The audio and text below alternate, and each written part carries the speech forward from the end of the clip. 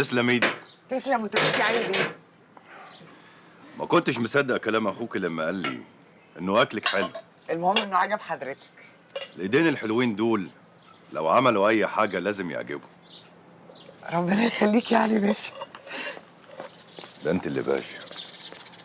طب مش هات على ابوه بسرعه. حاضر.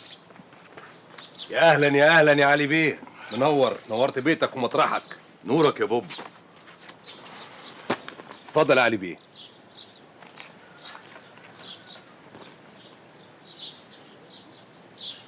لا تمام، احنا في الخدمه، بس يا ريت بقى حق الرجاله يعني.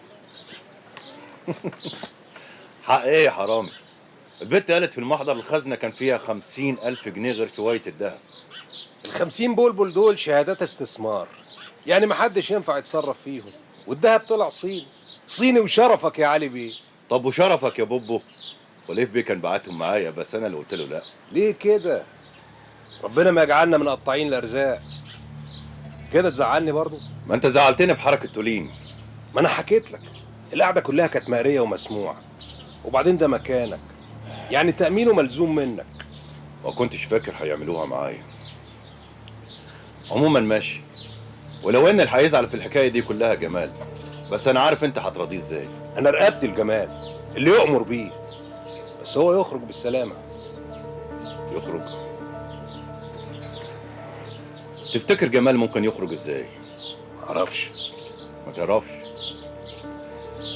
ولا حتى اشرف يعرف؟ اشرف مين؟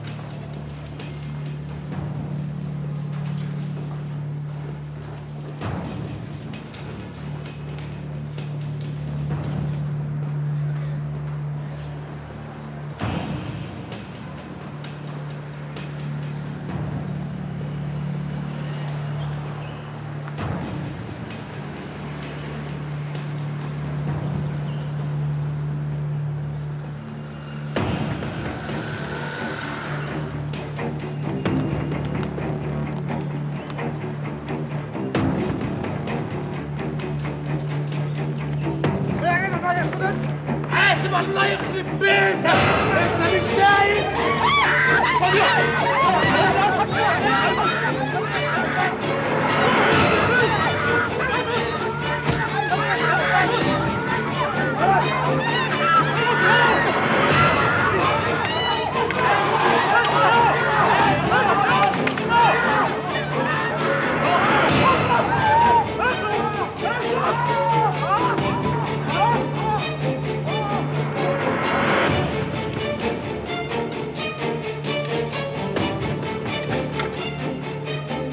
مع السلامة يا جمال. شوقي وقف العربية، اقف.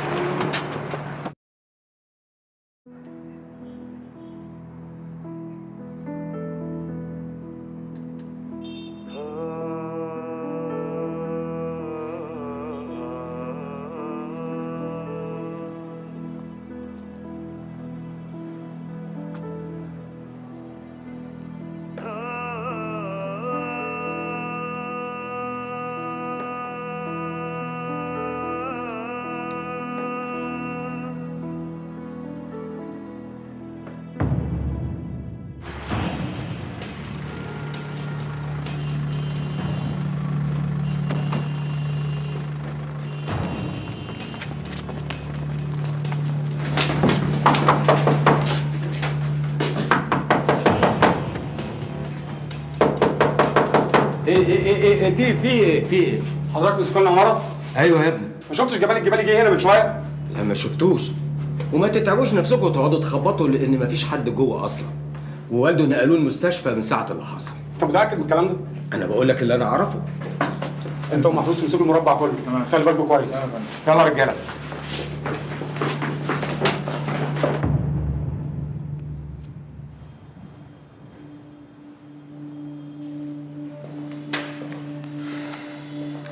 مساء الخير يا فندم. لتاني مرة تفشل عملية تصفية جمال، بس المرة دي ايه بقى؟ هو بره وبيتحرك براحته ومعاه مستندات ما احناش عارفين هي ايه، ده غير انه ممكن يكون بيجهز لعملية امتى وازاي الله اعلم، واحنا قاعدين نتفرج على بعض. مش كده يا علي؟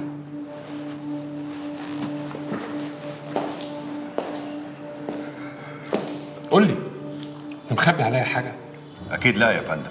امال ليه حاسس ان انت ما انتش موجود معانا وانك بتقدم رجل وتاخر رجل؟ يا فندم انا ضد تصفية جمال، كنت ضدها في المرة الاولى وحضرتك اصريت وفشلت، وكنت ضدها في المرة الثانية. امال ليه بلغتني بخطته مع بوبو وما تقوليش انك مش عارف ان ديت طريقتنا؟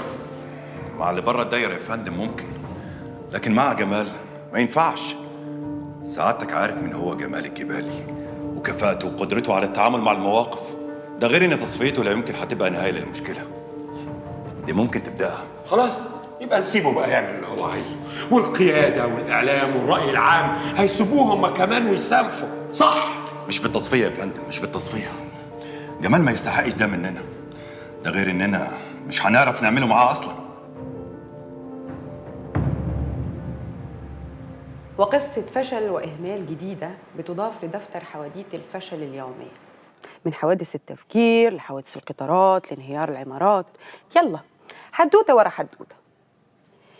المصريين من الساعة 3 عصر النهاردة وهم بيحكوا يتناقلوا الأخبار والتعليقات عن الأسطورة الجديدة جمال الجبالي، اللي في عز النهار زي ما قلت لحضراتكم قدر يهرب من الحراسة المكلفة بتأمينه وبكل براعة.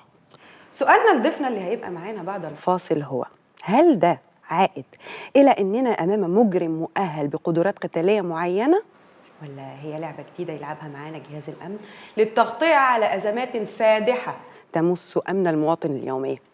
هنناقش الإجابة على السؤال بعد الفاصل والفيديو الحصري لهروب جمال الجبالي واللي صوره أحد المواطنين. ابقوا معانا.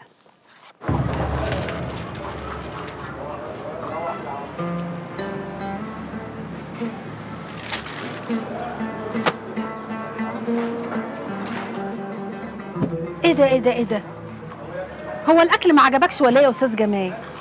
لا تسلم ايديك يا اسماء. جبت لي التليفون؟ اه طبعا، اتفضل حضرتك اهو. شكرا.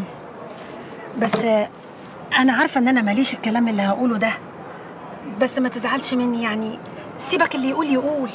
انا عارفه الدنيا كلها مقلوبه على حضرتك، بس ربنا قادر يعدلها ان شاء الله.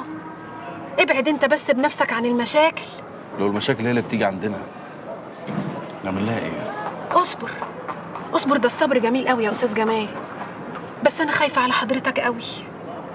ما تخافيش يا اسماء، اللي حصل ده مش هيخلص كده في يوم وليله، لازم اتحرك عشان اخلصه بنفسي. دلوقتي؟ استنى شويه، ده انت لسه خارج؟ بتزوقي الكلام، اسمها هربان والف عين بتدور عليا. بس عشان خاطري والنبي خلي بالك من نفسك عشان خاطر ابنك سليم. ماشي. طيب انا هقوم اعمل لك الشاي واطلعه لك حالا.